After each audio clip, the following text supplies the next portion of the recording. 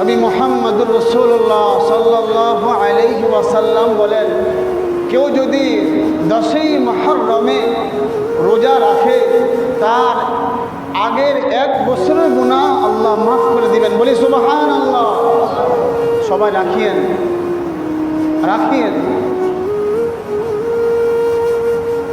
আপনি 10ই মুহররমে যদি আপনি রোজা রাখেন আপনার দিন চলে যাবে, যদি আপনি নাও রাখেন আপনার দিন চলে যাবে।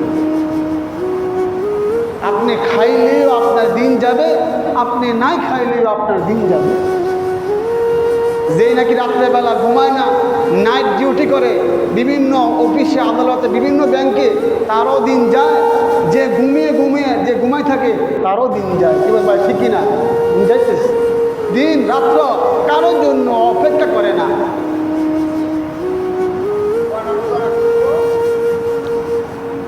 তো দিন সময় কারোর জন্যই অপেক্ষা করে না। আপনি রোজা রাখলেও আপনার দিন যাবে, না রাখলেও আপনার দিন চলে যাবে। আমি তো প্রায় বলি, যিনি আজকে রাত্রেবেলা জেলখানায় ছিল তারও আজকে রাতটা কেটে গেছে, যারা আজকে বাসর রাত তারও রাতটা কেটে গেছে, তার রাত চলে গেছে। যিনি আজকে রাত্রে কয়েদি ছিলেন, কয়েদি, তার রাতটা অতিবাহিত হয়ে গেছে।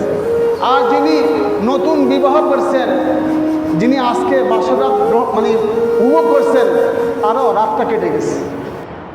তো বলতেছিলাম, বুঝাইতেছিলাম, 10ই মুহররমে রোজা রাখলে আপনার দিন যাবে, না রাখলেও আপনার দিন চলে যাবে। তবে মনে রাখেন, হায়াত কিন্তু কমতেছে বাবা, নৌজওয়ান ভাইয়েরা, কমতেছে, বাড়তেছে না। যা দিয়েছেন আল্লাহ তাই